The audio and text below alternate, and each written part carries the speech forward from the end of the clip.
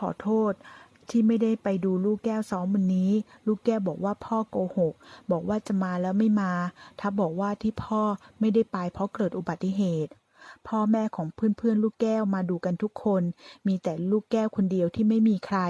ลูกแก้วผลักออกจากทับยกนิ้วโป้งให้ลูกแก้วโกรธคุณพ่อลูกแก้วไม่รักคุณพ่อลูกแก้วรักแต่คุณแม่ถ้าคุณแม่ยังอยู่คุณแม่ต้องมาดูลูกแก้วแน่ๆลูกแก้วไม่รักคุณพ่อคุณพ่อทำให้คุณแม่ตายคุณแม่เลยมาดูลูกแก้วไม่ได้ลูกแก้วร้องไห้วิ่งออกจากห้องอาหารไปทับรีบวิ่งตามไปเจอมนทิราเพื่อนรักของสราวัณแม่ของลูกแก้วมาเยี่ยมพอดีเธอถามว่าลูกแก้วเกเรอีกแล้วเหรอทับบอกว่าลูกแก้วพูดจาแปลกๆว่าตนทำให้แม่ต้องตายตนต้องถามให้รู้เรื่องมนทิราบอกว่าลูกแก้วกำลังโกรธก็พูดเรื่อยเปื่อยถ้าเขาไปคาดคั้นก็ยิ่งไปกันใหญ่บอกให้เขาไปพักเรื่องลูกแก้วเดี๋ยวตนจะจัดการเองทับลังเลแต่มนทิราเดินขึ้นไปหาลูกแก้วแล้วมนทิราอาศัยความสนิทกับสราวัณแม่ของลูกแก้วและลูกแก้วเรียกเธอว่าน้ามนเห็นลูกแก้วนั่งกอดรูปสราวัณร้องไห้อยู่เธอเข้าไปกอดพูดจาหวานล้อมจนลูกแก้วหยุดร้องไห้บอกว่าลูกแก้วรักแม่ก็ถามว่าแล้วไม่รักน้ำมนต์เหรอลูกแก้วบอกว่ารักค่ะลูกแก้วรักน้ำมนต์อีกคน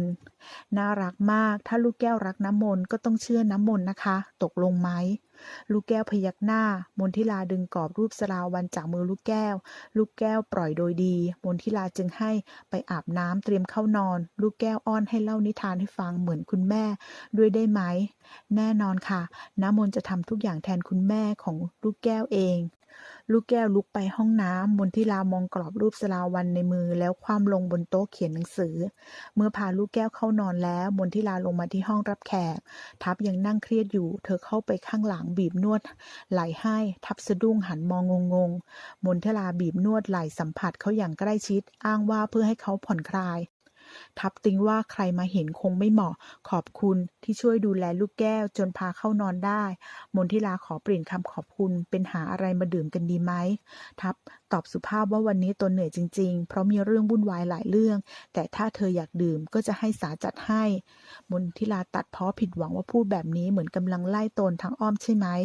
ขอบคุณแต่ไม่ดีกว่าบอกให้เขาพักตนจะกลับแล้วและจะแวะมาหาลูกแก้วใหม่ทับจะเดินไปส่งเธอบอกไม่ต้องตนไม่หลงทางแน่ทับไม่มีแก่ใจจะพูดอะไรอีกมองมนทิราเดินออกไปแล้วทิ้งตัวพิงพนักเก้าอี้หลับตาอย่างเหนื่อยล้าสร้อยทองได้รับเช็คเงินสดจากทับ300,000กลับถึงห้องนอนก็เอาเช็คออกมาดูอิ่มเอมใจที่ตนทั้งคร่ำครวญบีบคั้นจนทับบอกว่าไม่ต้องห่วงเงิน300,000นี้เป็นค่าทำศพคุณเฟื่องจากนั้นจะให้ทนายจัดการค่าชดเชยให้ตามเหมาะสมสร้อยทองมองเช็คตาเป็นประกายพึมพำว่าเงินค่าทำศพยังได้300,000ค่าชดเชยคงเป็นล้านแน่ๆยิ่งกว่าถูกหวยอีกจูบเช็คพึมพำอย่างมีความสุขมากขอบคุณนะคะคุณเฟื่องที่คุณมาตายถูกที่ถูกเวลาขณะกำลังเคลิ้มกับเงินก้อนโตที่จะได้ซอยสนมาเคาะประตูถามว่าทำไมแม่ยังไม่นอนพรุ่งนี้ต้องไปติดต่อรับศพคุณลุงเรื่องเอกสารและเรื่องวัดอีกสร้อยทองตัดบทว่ารู้แล้วแต่ก่อนอื่นเราต้องไปหาซื้อเสื้อผ้าก่อนสร้อยสนถามว่าซื้อทำไมให้เปลืองเงินเพราะเสื้อดำเสื้อขาวเราก็มีอยู่แล้วไม่ได้หรอกแกต้องหัดแต่งตัวให้มันดูดีดูแพงถึงเราจะไม่ใช่ไฮโซแต่เราก็ทำตัวให้ดูไฮโซได้พอสร้อยสนท้วงติงก็ตัดบทว่าฉันสั่งยังไงก็ทำอย่างนั้นแกออกไปได้แล้วฉันจะนอนเหนื่อยวุ่นวายทั้งวันเลยว่าแล้วก็ทำเป็นหาวล้มตัวนอนเลยพอสร้อยสนออกไปก็นอนยิ้มกลิ่มอย่างมีความสุขมากเวลาเดียวกันเฟื่องระดาร้องไห้น้ำตาแทบเป็นสายเลือดคิดถึงพ่อที่จากไปอย่างกระทันหันยิ่งคิดถึงพ่อมากเท่าไหร่ความแค้นใจก็ไปตกที่ทับมากเท่านั้นทับนอนหลับไปในห้องรับแขกรู้สึกตัวตื่นขึ้นก็จะขึ้นชั้นบนเขาตกใจเมื่อมองไปเห็นเฟื่องยืนอยู่ที่ประตูบานเสื้อผ้าเต็มไปด้วยเลือดเฟื่องเอ่ยด้วยน้ำเสียงวิงวอนว่าฝากระดาด้วยแล้วถอยหายไปอย่างเร็วทับมองตรงที่เฟื่องยืนเมื่อครู่นี้พึมพำสะเทือนใจคุณเฟื่องคุณคงห่วงลูกสาวมากผมขอโทษจริงๆ ขณะสร้อยทองพาสร้อยสนกับเฟื่องระดาไปหาซื้อเสื้อผ้าชุดดำอย่างสบายอกสบายใจ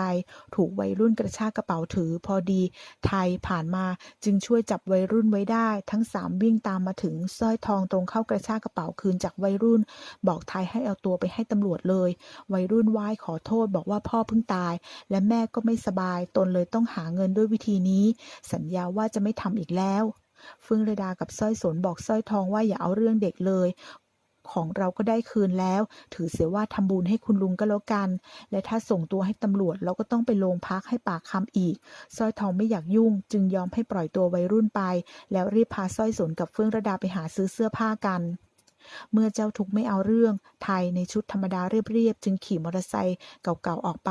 สร้อยทองมองตามอย่างสนใจแต่ไทยไม่ได้หันมองทั้ง3เลยที่แท้ร้อยตำรวจโทไทยเป็นน้องแท้ๆของทัพแต่ไม่ได้รับมรดกเพราะพ่อตายขณะเขายังอยู่ในท้องแม่แต่ก็ได้รับการดูแลอย่างดีจากทัพมาตลอดคืนนี้ทัพไปงานศพเฟื่องที่วัดสร้อยทองดีใจมากรีบเข้าไปต้อนรับและให้สร้อยสนพาไปเคารพศพเฟื่องสร้อยทองมองสร้อยสนที่เดินไปกับทัพพึมพำฝันเฟื่องสมกันอย่างกับกิ่งทองใบหยกเลยนะเนี่ยเฟื่องระดาเป็นคนคอยจุดธูปให้แขกไหว้ศพพอเห็นทัพเข้ามาก็ขึงตาถามมาทำไมสร้อยสนเรียกเฟื่องระดาเตือนสติทัพใจเย็นไม่ถือสาสร้อยสนจุดธูปให้เขาไหว้บอกกล่าวเฟื่องว่าคุณเฟื่องครับผมรู้ว่าคุณเป็นห่วงเฟื่องระดามากแต่ไม่ต้องเป็นห่วงนะครับผมจะทำตามสัญญาที่ให้ไว้กับคุณเฟื่องอย่างแน่นอนไม่ว่าลูกสาวคุณจะคิดยังไงกับผมก็ตามสร้อยทองพยายามชงให้สร้อยสนได้ใกล้ชิดทัพนอกจากให้พาทัพไปไหว้ศพเฟื่องแล้วยังสั่งให้เอากาแฟกับแซนด์วิชไปเสิร์ฟด้วยแต่พอสร้อยสนเข้าไปเอาที่ครัวข้างศาลาเฟื่องระดากับเพื่อนที่กำลังช่วยกันเสิร์ฟอยู่บอกให้สร้อยสนไปดูแลแขกข้างนอกเดี๋ยวตนไปเสิร์ฟเองเฟื่องระดาเอากาแฟไปเสิร์ฟทัพแกล้งทำกาแฟหกใส่เสื้อเขาแล้วพูดหน้าตาเฉยว่ามันเป็นอุบัติเหตุทัพเห็นยังเป็นเด็กก็ไม่ถือสาเฟื่องระดาได้ใจยังแอบไปปล่อยลมยางรถอีกล้อหนึ่งอย่างสะใจว่าคนเหยียบขี้แกะไม่ฝ่ออย่างเขาไม่มีปัญญาเปลี่ยนล้อรถแน่ทัพรู้ทันเปลี่ยนยางรถเสร็จก็พึมพำเด็กหนอเด็กที่ศาลานั่นเองเสียนบเจ้าหนี้ใหญ่ของเฟื่องที่หมายตาสร้อยสนมานานมาคุยเรื่องหนี้สินกับสร้อยทองเมื่อสร้อยทองผัดผ่อนก็บอกว่าคุณก็รู้ว่าผมอยากได้อะไรแทนเงินสร้อยทองขอเวลาหวาดล้อมสร้อยสนก่อนเสียให้เวลาไม่เกิน1 เดือนทัพมาได้ยินการเจรจาต่อรองทั้งหมดเขาจึงเข้าใจว่าทำไมเฟื่องจึงเป็นห่วงเฟื่องระดามากคืนนี้เมื่อกลับถึงบ้านสร้อยสนถามแม่ว่าทำไมชอบให้ตนไปวุ่นวายกับคุณทัพจังสร้อยทองบอกว่าเพราะตนอยากให้เขาเป็นลูกเขยเพราะดูจากประวัติแล้วเมียตายและมีลูกคนหนึ่งไม่มีอะไรน่าเสียหายเมื่อเจอคนที่ทั้งรวยและเพียบพร้อมก็เป็นโอกาสที่ดีที่สร้อยสนจะคว้าไว้เพราะเธอเองก็ยังไม่มีแฟนแต่สนไม่ได้ชอบผู้ชายขรึมๆนิ่งๆแบบคุณทัพแล้วแกชอบผู้ชายแบบไหนสร้อยสนนิ่งแต่ในความคิดถึงไทยที่ช่วยจับเด็กวิ่งราวแม่ได้อย่างมืออาชีพและจากไปด้วยท่าทีเรียบง่ายสร้อยทองรอคำตอบจากสร้อยสนเห็นเงียบไปนานก็รวบรัดว่าเมื่อตนเองยังนึกไม่ออกตนจะชงคุณทัพให้เองสร้อยสนลุกจากห้องไปเงียบๆสร้อยทองมองพูดอย่างรำคาญใจว่านี่ถ้าฉันสาวกว่านี้ฉันจะจับคุณทัพไว้เสียเองไม่ง้อแกหรอกเช้านี้ทัพทั้งตกใจและแปลกใจที่เข้าไปในห้องของลูกแก้วแล้วเจอแต่ห้องและเตียงที่ว่างเปล่าต่อมารู้จักดวงใจว่าไทยมาและพาลูกแก้วไปวิ่งเล่นแต่เช้าแล้วทัพจึงเดินไปหน้าตึกอย่างอารมณ์ดีทัพเห็นไทยเล่นกับลูกแก้วอย่างสนุกสนานอยากจะใกล้ชิดลูกแก้วจึงขอเล่นด้วยคนแต่ถูกลูกแก้วปฏิเสธทันทีไทยสวัสดีทัพถูกพี่ชายแซวว่านึกว่ากลับบ้านไม่ถูกเสียแล้วพอดีดวงใจมาบอกลูกแก้วให้หยุดเล่นแล้วไปอาบน้ำทานอาหารเช้าก่อนลูกแก้วจะเล่นต่อไทยประหลอกให้ไปทานข้าวก่อนแล้วค่อยมาเล่นต่อลูกแก้วจึงยอมแต่ไม่วายพูดกระทบพ่อว่าอาไทยต้องไม่โกหกเหมือนคุณพ่อนะคะไทยหันมองทัพเห็นพี่ชายทำหน้างงๆและยิ้มเจือนๆจึงรีบรับปากลูกแก้วแล้วบอกให้ป้าใจรับตัวไปค่ะวันนี้มีข้าวต้มกุ้งของโปรดของคุณลูกแก้วด้วยนะคะชัยโยลูกแก้วชอบทานข้าวต้มกุ้งค่ะลูกแก้วร่าเริงน่ารักมาก ทัพมองลูกแก้วอย่างไม่ค่อยสบายใจไทยมองพี่ชายอย่างสงสัยจนเมื่อทัพเล่าเรื่องที่เกิดขึ้นให้ฟังไทยจึงเข้าใจบอกพี่ชายว่าเห็นพี่เครียดถ้าเรื่องคดีมีปัญหาอะไรจะให้ตนช่วยก็บอกได้เลยทัพบอกว่าก็ไม่ดีเสียทีเดียวหรอกเพราะลูกสาวคนตายโกรธตนมากแต่พอรู้ว่าลูกสาวคนตายอายุประมาณ17-18ไทยว่ายังเด็กอยู่ทัพบอกว่าก็เพราะยังเด็กตนเลยไม่รู้จะปรับความเข้าใจด้วยยังไง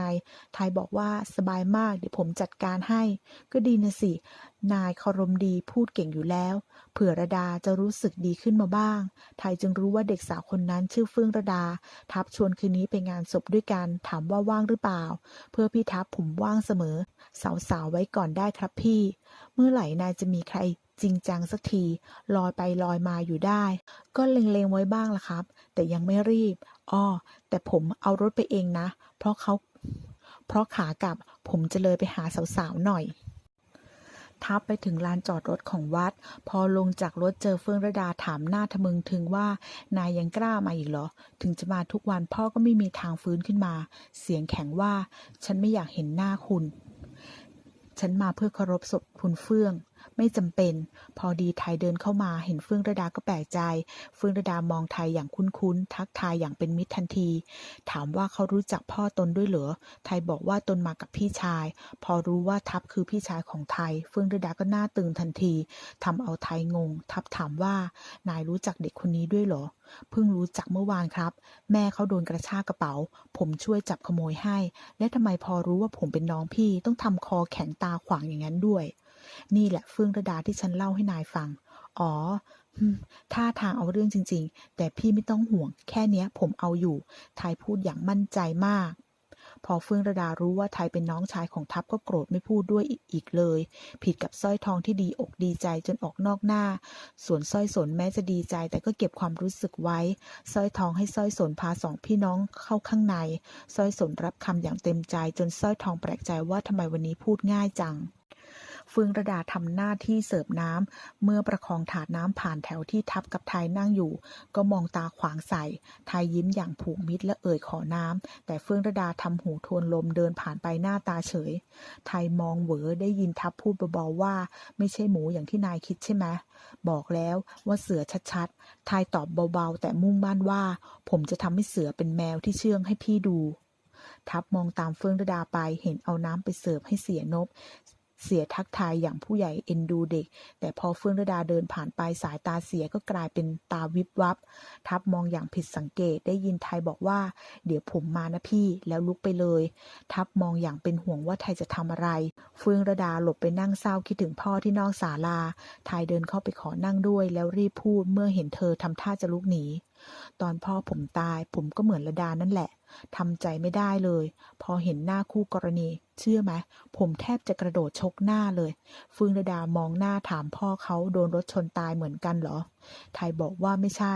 รถชนกันและพ่อไม่ได้คาดเซฟตี้เบลต์เลยกระเด็นออกจากรถหัวฟาดพื้นอย่างแรงแต่สุดท้ายตนก็เข้าใจว่ามันเป็นอุบัติเหตุฉันไม่เข้าใจว่าคุณมาเล่าให้ฉันฟังทำไมไม่มีใครอยากให้เรื่องแบบนี้เกิดขึ้นหรอกนะและดารู้ไหมว่าพี่ทับเขาเครียดมากขนาดไหนถึงมันจะเป็นอุบัติเหตุแต่เขาก็รู้สึกผิดมากด้วยไทยโยงเข้าเรื่องของทับแม้จะไม่เนียนนักเฟื่องระดาทำเหมือนเข้าใจและพยายามทำใจอยู่ไทยพาซื่อชมว่าชอบผู้หญิงแมนๆอย่างเธอจริงๆรีบยื่นมือไปข้างหนึ่งชวนมาเป็นเพื่อนกันไหมเฟื่องระดาผสมโรงว่าตนก็ชอบความตรงและแมนของเขายื่นมือไปจับมือไทยเขย่าแรงๆพอดีการดาเดินมาเห็นทั้งสองจึงปล่อยมือกันไทยลุกขึ้นขอตัวเข้าข้างในก่อนพอไทยเดินไปการดาถามแซวๆว่าใครเหรอหล่อจับมือกันด้วยเฟื่องระดาบอกว่าร้อยตำรวจโทไทยพฤกธานนท์การดาตาโตถามว่านามสกุลเดียวกับคนที่ขับรถชนพ่อเธอนี่เฟื่องระดาบอกว่าเป็นน้องชายบอกการดาให้ไปซื้ออะไรให้หน่อยแล้วกระซิบบอกการดาตาโตถามว่าซื้อมาทำอะไรตั้งเยอะแยะเฟื่องระดายิ้มมีเลสไนบอกว่าเดี๋ยวก็รู้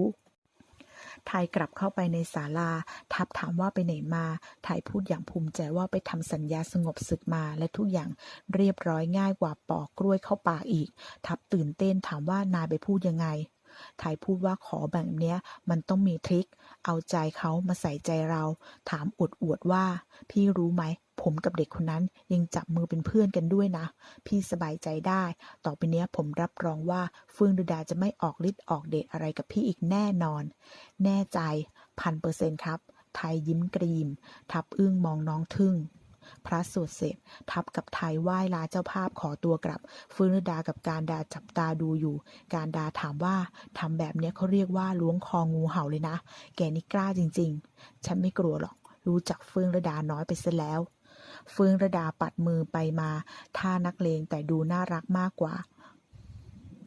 ไทยขับรถออกไปไม่นานก็ถูกทั้งคนบนรถและท้องถนนพากันมองอย่างสมเพชบางคนถึงกับแฉลบมอเตอร์ไซค์เข้ามาด่าไอ้โรคจิตไอ้คนวิตฐานไทยงงว่าเกิดอะไรขึ้นพอดีได้รับโทรศัพท์จากทัพถามว่านายทำบ้าอะไรของนายฮะ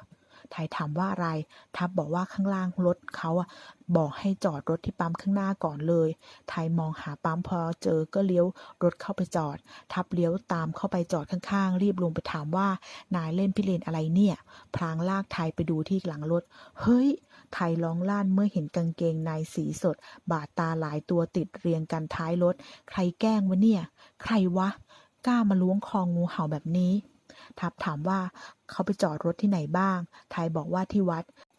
เชื่อว่าต้องเป็นฝีมือเด็กวัดแน่ๆทับบอกว่าไม่ใช่เด็กวัดหรอกน่าจะเป็นฝีมือเพื่อนใหม่ของเขามากกว่าเพราะเมื่อวานตนก็โดนเจาะยางวันนี้คงเปลี่ยนเป้าหมายใหญ่ตัวแสบมีหน้าทำไมถึงพูดง่ายจังทับย้ำว่าตนบอกแล้วว่าเด็กคนนี้ไม่ใช่หมูใหญ่เด็กบ้าเอ้ยอย่าให้เจออีกนะนี่มีใครถ่ายคลิปไว้หรือเปล่าก็ไม่รู้หมดกันนายไทยเอ้ยไทยทั้งโกรธทั้งข